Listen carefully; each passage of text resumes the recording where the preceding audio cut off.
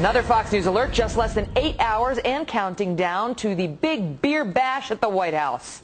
Today, the president, the professor, and the police officer will gather around this very picnic table and toss back a few cold ones, attempting to defuse the racial dispute over the arrest of Harvard professor Henry Gates. Beer.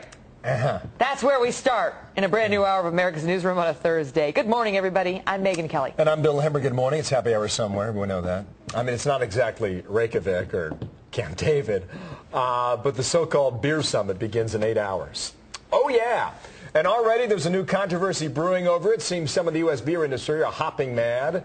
Get it? Because the president's serving up beers owned by foreign companies. Mike Emanuel is live at the White House. Mike, all right. First, let's get to the important business at hand. Sure. What beer will be consumed at tonight's White House Beer Summit, and how has it managed to tick off American beer producers? Well, Megan, President Obama's going to drink Bud Light, Anheuser-Busch product, but that was bought out by a Brazilian-Belgian company, so that's now foreign-owned. We expect the professor to drink Red Stripe, produced by a London-based company. We expect the police officer, Sergeant Crowley, to drink Blue Moon, which a majority stake is owned by a company out of London. So American producers like Sierra Nevada, Sam Adams, maybe even Shinerbach are saying, what about American beer, Megan? Aren't these men allowed to have what they want without creating more controversy? All right, Mike, what do we know, meantime, about the people that will actually be showing up to this thing? Is it just Professor Gates and Sergeant Crowley? We expect Professor Gates and Sergeant Crowley to bring some family members with them. The family members will be given a tour. We are also told that Sergeant Crowley is expected to bring a police union official and an attorney with him as well. The White House reaction is the more the merrier. It promises to be a good time, Megan.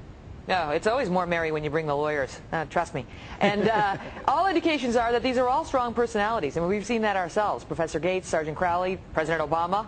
Any chance that this thing could go south on the lawn at the picnic table, Mike? Or do we anticipate fun beers and then a trip over to the swing set used by the Obama girls? Well, I would expect that President Obama would make it as diplomatic as possible and probably try to keep the situation contained. But what we've heard from the other members, Sergeant Crowley, is that basically that he thinks they're going to agree to disagree. And it sounds like Professor Gates is hoping that he's going to get an apology. So it sounds like if they press the issue with one another, it could be a potentially explosive situation. Really? But we expect the president to try to keep a lid on things, and perhaps they'll be on their best behavior coming here to the White House. Professor Gates thinks he's getting an apology tonight? Didn't he see the sound bites from the sergeant saying, not from me, not ever? That's what he has said in a couple of interviews, that he thinks he deserves an apology. He's expecting an apology, but all indications are Sergeant Crowley is not prepared to do that. Oh, this just got a whole lot more interesting. We're on the countdown clock to the beer summit of '09. Mike Emanuel, hope they save one for you. Thanks, buddy. I mean, at a minimum, you could drink Budweiser. I mean, who needs the Bud Light? I mean, why take the watered-down version of an otherwise stellar American product? You know, I have to say, can the president do nothing right? They have to rip on him for his beer choice now? I mean, the man likes Bud Light. He's allowed to have what he wants. Serve chilled in a month.